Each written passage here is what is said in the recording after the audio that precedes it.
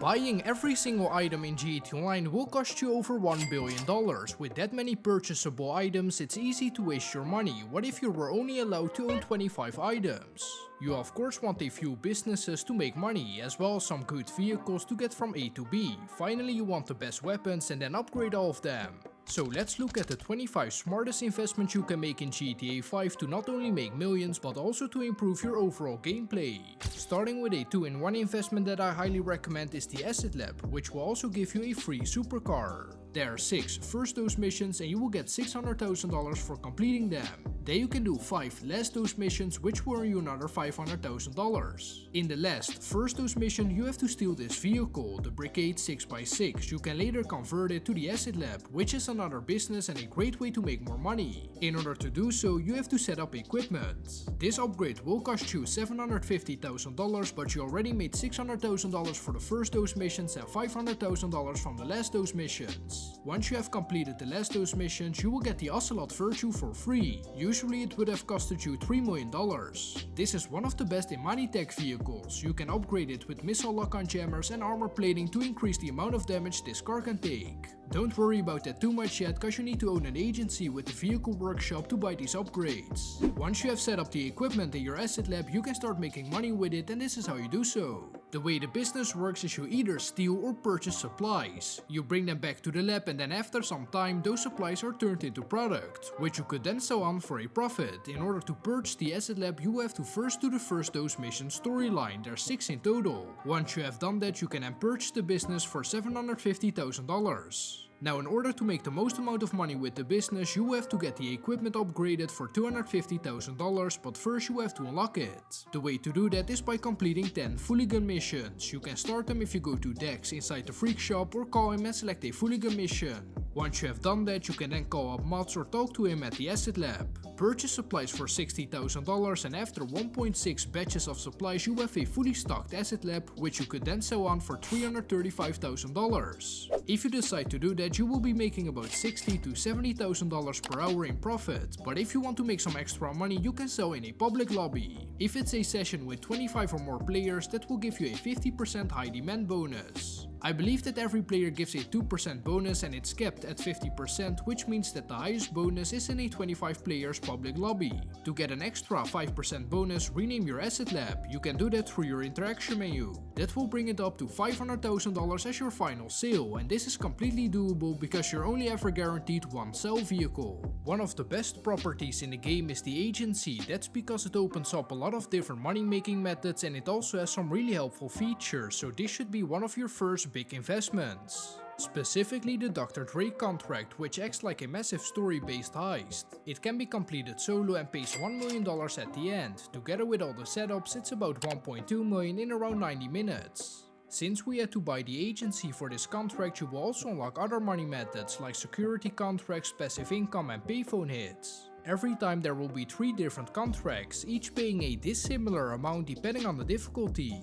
If you also want to make a decent amount through the wall safe, you have to complete a lot of these contracts. If you complete 200 security contracts, it will generate $20,000 every 48 minutes. Another feature inside the agency is the Imani Tech workshop. In this workshop you can upgrade certain vehicles with Imani Tech. As of today there are a lot of vehicles that can get these upgrades. The Imani Tech upgrades are as follows. First we have the lock-on missile jammer, which prevents players to lock on your vehicle with homing missiles, which is really helpful. Then you have the remote control unit, which pretty much allows you to control your car from a distance without anyone being inside the car. Even better, your character won't be on the map, so you can't get killed. However, you can only get one of these, so anti-lock-on or remote control unit. Then you have armor plating, making your car more armored of course, and lastly slick proximity mines. You can drop these mines and if someone drives over them, their car will slip over the oil. Next up is an apartment. This will grant you a safe place to stay, a spawn location, a garage, and if you buy a high-end apartment, with the cheapest one being a little over $200,000, you can start heists. Every player needs an armored vehicle in GTA Online. A good starter vehicle is the armored Kuruma. You can buy it for a little under $700,000, however you will be able to buy it for $525,000 if you complete the first apartment heist, which is the Flisa job. If you want a free option, you can go with the Ducodet. It's a pretty good armored car, it can survive one rocket before it blows up, and like I said, it's completely free. If you have more money to spend, you should definitely buy the Night Shark, coming in at $1,245,000. This is the best armored vehicle in the game. It can take up to 26 homing missiles or 8 RPGs before it explodes. It's also a fast car with good overall performance. Now that you have an apartment and car to protect you, we need something that protects you when you're on foot. That's where the bulletproof helmets come in handy. You can just buy them at the clothing store or mask store if you go to the head section. They are all around $20,000, so that's fairly cheap, and this helmet isn't literally bulletproof, but it can help you survive a couple more bullets to the head. This doesn't help you survive shots for any different body part. In order to protect the rest of your body, you have to buy armor at the ammunition. Weapons are really important in GTA Online, so here are two must-own weapons. A must-have is the Up and Atomizer. They removed it from the ammunition and agency armory, so now you can only buy it when it's in a gun van. This is a very unique weapon and it can come in pretty handy in a few scenarios. If you can't get over a wall or fence, for example, or if your car is stuck, and you can even kill players with it. I always like to use it as a combination, so I shoot someone with the Up and Atomizer and then I quickly switch to one of my other weapons to finish it off. A newer weapon that got added to GTA Online is the Railgun. It has always been an amazing weapon in story mode, and it's no surprise that it's also popular in online.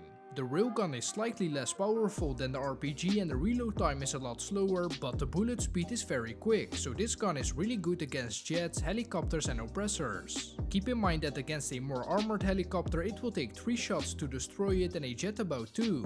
The best way to make money in GTA Online is the Cayo Perico heist. In order to start it, you need to own a Kasatka, aka the submarine. This is probably the best investment in GTA Online, cause after completing the heist twice you should already make your money back. Moonpool vehicles. One of those vehicles is the Sparrow, which you should definitely buy.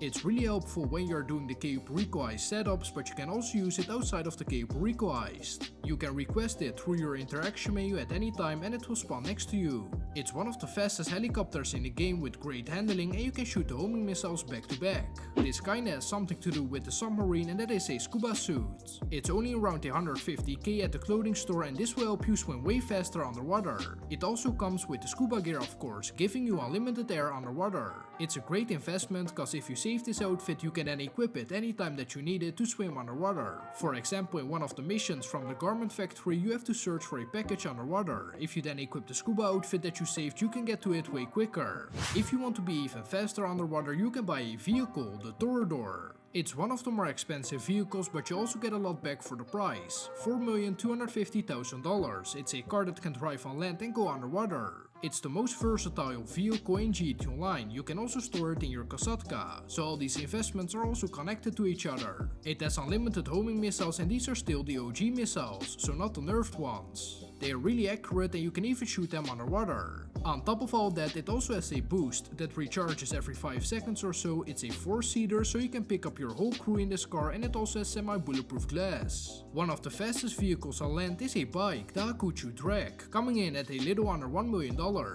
You do also have to buy HSW upgrades to make it the fastest bike. It's perfect to use for time trials. You can easily complete both the HSW time trial and normal time trial every week. That way you will easily make all the money back that you spent on this bike. The HSW time trial pays out $250,000 and the normal one $100,000. The Vigilante, which is pretty much the Batmobile, is a great vehicle. The price is $3,750,000 on the Warstock website. This is one of the only weaponized vehicles that you can use in missions, for example the Clucking Bell farm raid. You cannot use an oppressor or any vehicles like that, but you can use the Vigilante. It has a boost and rockets. That makes it way easier to complete, and if you complete the Clucking Bell heist about 8 times you will make all the money back. The only downside with this vehicle is that it can get destroyed with only 1 explosion. A must-have for every single player in GTA Online is the Oppressor Mark II. Although they nerfed it a couple times, it's still one of the best vehicles in the game. Especially for grinding, cause it gets you from A to B fast. It has rockets, so you can attack and defend yourself, as well as a boost. Because it's a bike, it's also really easy to park anywhere, even in tight spaces. With a helicopter or the Deluxo for example, you won't be able to do that. The only downside with the Oppressor Mark II is that you have to make quite some big investments and spend a lot of money in order to fully max it out. First you need to buy a nightclub for around $1 million. You can also buy the garment factory instead.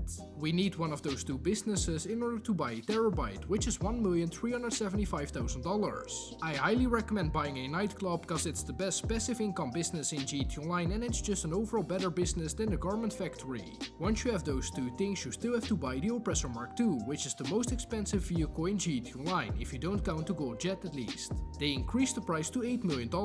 You can drop the price to $6 million by completing 5 client jobs from the terabyte. So at this point you have already spent around $10 million. Then you still have to upgrade the Oppressor Mark II in your terabyte. That's because the stock version doesn't come with rockets, only with miniguns. So you have to also buy the homing missiles for another couple $100K, and I also recommend getting Chaff. When you enable Chaff, other players won't be able to lock onto you for about 5 to 10 seconds. The Oppressor Mark II only has 20 homing missiles. The homing missiles are nerfed and it has a 5-minute cooldown if you want to request it. For me it's still one of the top 3 best investments in GTA Online.